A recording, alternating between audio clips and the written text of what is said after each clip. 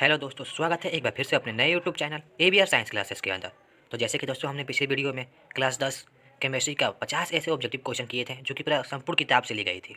और दोस्तों वो क्वेश्चन बहुत ही ज़्यादा इंपॉर्टेंट भी थी। लेकिन दोस्तों इस वीडियो के अंतर्गत हम लोग बात करने वाले हैं केमिस्ट्री का चैप्टर 1 का वो छुपी हुई ऑब्जेक्टिव क्वेश्चन जो कि किताब या फिर गाइड में नहीं दी हुई है।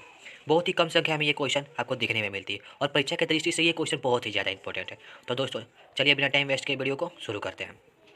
तो दोस्तों पहला नंबर क्वेश्चन है कि वह अभिक्रिया जो विद्युत प्रवाह के कारण होती है उसे क्या कहते हैं? संयोजन अभिक्रिया, वियोजन अभिक्रिया, विद्युत अपघटन अभिक्रिया या फिर इनमें से कोई नहीं। तो दोस्तों मैं आपको बता दूं कि इसका सही आंसर क्या हो जाएगा। ऑप्शन नंबर सी, यानी कि सी क्या हो जाएगा, दी राइट आंसर हो जाएगा। ठीक। दूसरा नंबर क्वेश्चन कह रहा है कि किसी भी पदार्थ को जलने के लिए उस पदार्थ का ताप ज्वलन ताप से क्या होना चाहिए। दोस्तों इस क्वेश्चन को करने से पहले मैं आपको बता देता हूँ कि ये ज्वलन ताप क्या होता है। देखिए दोस्तों, किसी भी पदार्थ को जलने के लिए एक निश्चित ताप की आवश्यकता होती है, उसी ताप को हम लोग क्या बोलते हैं, ज्वलन ताप कहते हैं। यानी कि कोई भी पदार्थ जिस ताप पर जलना प्रारंभ करता है उस ताप को हम लोग क्या बोलते हैं, तो ज्वलन ताप कहते हैं। तो दोस्तों यहाँ पर क्वेश्चन कर रहा है कि किसी भी पदार्थ को जलने के लिए उस पदार्थ का ताप ज्वलन ताप से क्या होना चाहिए, कम होना चाहिए, अधिक होना चाहिए या फिर दोनों या फिर इनमें से कोई नहीं। तो दोस्तों इसका सही आंसर हो जाएगा कि ऑप्शन नंबर बी, यानी कि अधिक होना चाहिए। किसी भी पदार्थ को जलने के लिए उस ज्वलन ताप से क्या होना चाहिए, अधिक होना चाहिए उसका ताप। अगला नंबर क्वेश्चन कर रहा है शरीर में भोजन का पाचन किस प्रकार की अभिक्रिया है। शरीर में भोजन का पाचन किस प्रकार की अभिक्रिया है? संयोजन अभिक्रिया, वियोजन अभिक्रिया, अपघटन अभिक्रिया या फिर बी और सी दोनों। तो दोस्तों ये क्वेश्चन बहुत ही ईजी है और मुझे पता है कि आपको इसका आंसर पता होगा। तो शरीर में भोजन की अभिक्रिया कौन सा अभिक्रिया होती है? तो शरीर में भोजन का पाचन, अपघटन अभिक्रिया यानी कि वियोजन अभिक्रिया या अपघटन, यानी कि बी एंड सी क्या हो जाएगा, सही हो जाएगा। ऑप्शन नंबर डी सही है।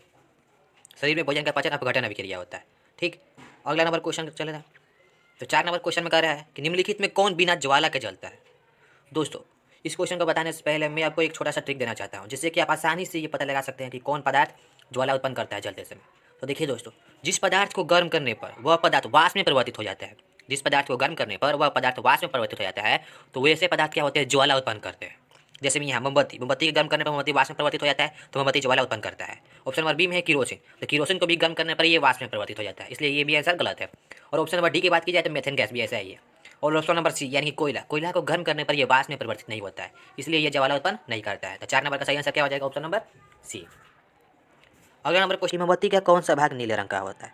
यानी कि दोस्तों जब हम लोग मोमबत्ती को जलाते हैं तो मोमबत्ती का 3 रंगों में प्रकाश विभाग होता है, यानी कि 3 रंगों से उसमें प्रकाश निकलता है। यानी कि जब मोमबत्ती को जलाते हैं तो वो इस तरह से कुछ दिखाई देता है। तो सबसे जो इसका 3 रंगों में प्रकाश होता है, एक बाहरी वाला होता है, उसका अंदर वाला, फिर एक सबसे अंदर वाला। जो बाहरी वाला है ना, इस वाला मंडल को बोलते हैं हम लोग प्रकाशहीन मंडल। ठीक। और भीतरी मंडल, उसके जो भीतर है उस मंडल को हम लोग क्या बोलते हैं, प्रकाशमान मंडल बोलते हैं। और सबसे भीतर जो मंडल बैठा है ना, इसको हम लोग क्या बोलते हैं, केंद्रीय मंडल। तो दोस्तों क्वेश्चन बोला है कि मोमबत्ती का कौन सा भाग नीले रंग का होता है। तो जब मोमबत्ती जलता है तो उसका जो सबसे अंदर वाला भाग होता है ना, उस भाग को देखिएगा तो उसका रंग कैसा होता है, नीले रंग का होता है। यानी कि 5 नंबर का आंसर क्या आ जाएगा, ऑप्शन नंबर ए। दोस्तों इस बात को बढ़िया से याद कर लीजिए कि मोमबत्ती को जलाने पर प्रकाश 3 भागों में प्रकाशित होता है। मोमबत्ती का जो होता है वो 3 भागों में होता है ज्वाला। ठीक। तो बाहरी वाला भाग, इस भाग को हम लोग क्या बोलते हैं, प्रकाशहीन मंडल। भीतरी वाला भाग को प्रकाशमान मंडल। और सबसे अंत यानी कि सबसे भीतरी जो होता है, सबसे बीच में जो होता है, उसको क्या बोलते हैं, केंद्रीय मंडल। और केंद्रीय मंडल का रंग कैसा होता है, तो नीला रंग का होता है। ठीक। और अब अगला क्वेश्चन की बात की जाए तो क्वेश्चन नंबर 6 कह रहा है कि मोमबत्ती के कौन सा भाग पीला रंग का होता है। तो दोस्तों अभी अभी आपने पढ़ा है कि मोमबत्ती का जो यानी सबसे भीतरी केंद्रीय भाग, केंद्रीय मंडल जो होता है, उसका रंग कैसा होता है, नीला रंग का होता है। और यहाँ पर क्वेश्चन आया है कि मोमबत्ती का कौन सा रंग पीले रंग का होता है। तो दोस्तों मैं आपको बता दूँ कि जो मोमबत्ती है, मोमबत्ती का जो भीतरी भाग है प्रकाशमान मंडल, तो इसी भाग का रंग कैसा होता है, पीले रंग का होता है। यानी कि प्रकाशमान मंडल का रंग कैसा होता है, तो पीले रंग का होता है। यानी कि भीतरी सेकंड वाला जो भाग है, इसी भाग का रंग कैसा होता है, पीला रंग का होता है। अगला नंबर क्वेश्चन कर रहा है 7 नंबर, प्रकाश रासायनिक अभिक्रिया में, प्रकाश रासायनिक अभिक्रिया में प्रकाश का क्या होता है। प्रकाश का अवशोषण होता है, प्रकाश का उत्सर्जन होता है, प्रकाश का अपघटन होता है या फिर प्रकाश का पदार्थ का अपघटन होता है। प्रकाश रासायनिक अभिक्रिया में क्या होता है, प्रकाश का अवशोषण, प्रकाश का उत्सर्जन, प्रकाश का अपघटन या पदार्थ का अपघटन।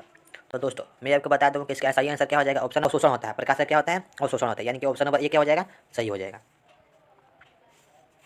8वां नंबर क्वेश्चन बोल रहा है कि खाना बनाने में प्रयुक्त द्रवित पेट्रोलियम गैस का मुख्य अवयव है। खाना बनाने वाला गैस में जो गैस का उपयोग किया जाता है, पेट्रोलियम गैस का, उस गैस का प्रमुख अवयव यानी कि उसमें सबसे ज़्यादा मात्रा में कौन सी पाई जाती है, प्रोपेन, मेथेन, ब्यूटेन या फिर एथेन। तो दोस्तों मैं आपको बता दूं कि खाना बनाने वाला जो गैस होता है उस गैस का नाम है एलपीजी, यानी कि liquid petroleum gas. LPG liquid petroleum gas है। और इसमें जो सबसे ज़्यादा मात्रा में पाया जाता है वो क्या है, ब्यूटेन है। ब्यूटेन यानी कि एलपीजी गैस का प्रमुख अवयव क्या है, तो ब्यूटेन है। ठीक, और ये किस एलपीजी किस गैस का मिश्रण होता है, तो ब्यूटेन का होता है, प्रोपेन का होता है, एथेन का होता है। ठीक, एलपीजी गैस में ब्यूटेन, प्रोपेन और एथेन पाया जाता है, लेकिन सबसे ज़्यादा मात्रा में क्या पाया जाता है, तो ब्यूटेन पाया जाता है। इसलिए इसका 8 नंबर का आंसर क्या हो जाएगा, ऑप्शन नंबर सी। अगला नंबर क्वेश्चन करें, कली चूना और उसके और जल के बीच होने वाली रासायनिक अभिक्रिया के परिणाम स्वरूप क्या नहीं बनता है। कली चूना और जल के बीच अभिक्रिया होने पर क्या नहीं बनता है बोल रहा है।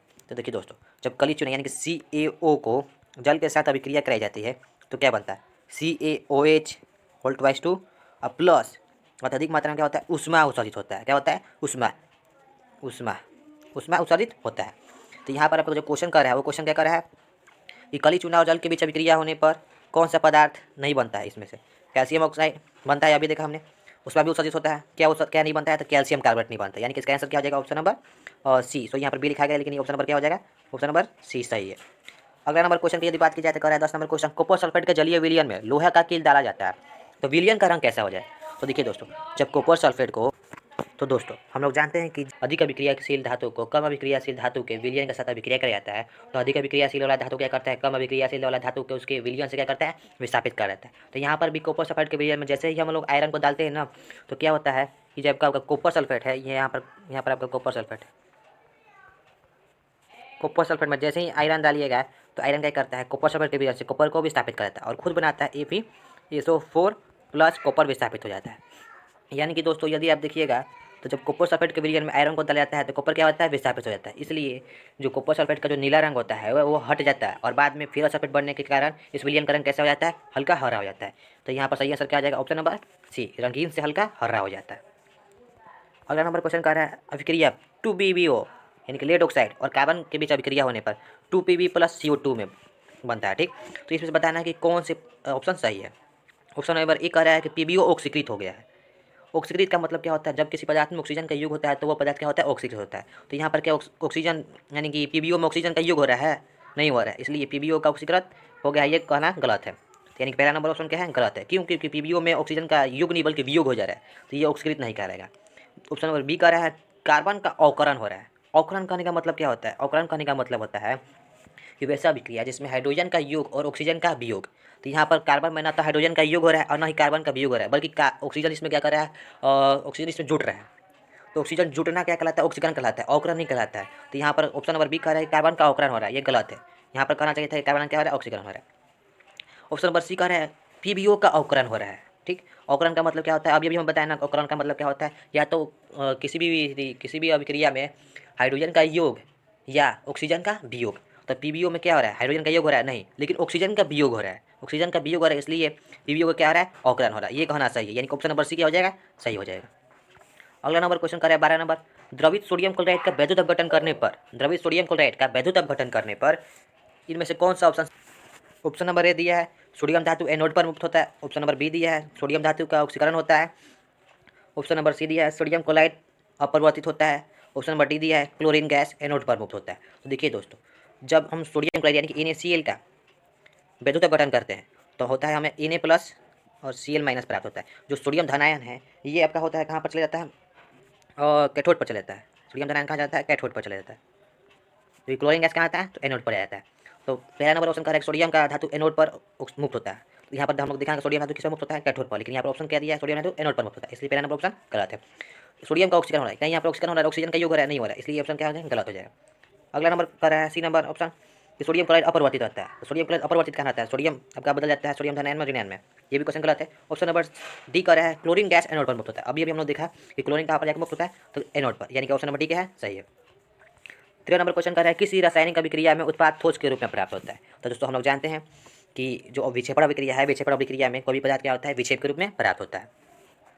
अगला नंबर क्वेश्चन करा 14 नंबर, जिस रासायनिक अभिक्रिया में ऊष्मा का उत्सर्जन होता है उसे क्या कहते हैं, यानी कि जिस रासायनिक अभिक्रिया में ऊष्मा का उत्सर्जन होता है उसे क्या बोलते हैं, तो उसे ऊष्माक्षेपी अभिक्रिया कहते हैं। ऊष्मा का उत्सर्जन हुआ तो ऊष्माक्षेपी कहते हैं। ठीक, अगला नंबर करा है सिल्वर नाइट्रेट के विलयन में कॉपर डालने पर कौन सी धातु प्राप्त होता है। सिल्वर नाइट्रेट के विलयन में कॉपर डालने पर कौन सी धातु प्राप्त होता है। तो दोस्तों इससे पिछले वाले क्वेश्चन में हमने अध्ययन किया था कि यदि हम लोग किसी भी विलयन कम अभिक्रियाशील धातु के विलयन में अधिक अभिक्रियाशील वाले धातु को डालते हैं तो अधिक अभिक्रियाशील वाला धातु क्या करता है, कम अभिक्रियाशील वाले धातु को विस्थापित कर देता है।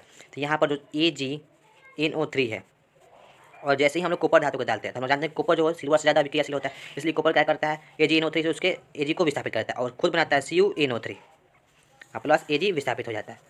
तो ऑप्शन नंबर ए दिया सिल्वर धातु विस्थापित होता है, यानी कि यहाँ पर हम लोग देखेंगे सिल्वर धातु क्या हो जा रहा है, विस्थापित हो जा रहा है, इसलिए ऑप्शन नंबर ए क्या हो जाएगा, सही हो जाएगा। ऑप्शन नंबर बी सही नहीं, क्योंकि कॉपर यहाँ पर विस्थापित नहीं होता है, कॉपर सिल्वर को विस्थापित करता है। तो दोस्तों आई होप कि आपको ये 15 ऑब्जेक्टिव अच्छे से समझ में आई होगी और आप लोग इसे याद भी कर लेंगे, ताकि परीक्षा के दृष्टि से आपका कोई भी ऑब्जेक्टिव क्वेश्चन केमिस्ट्री में आया हुआ ना छूटे। तो दोस्तों मिलते हैं एक नई वीडियो के अंदर और नई ऑब्जेक्टिव वाली क्वेश्चन के साथ। तब तक दोस्तों बने रहिए।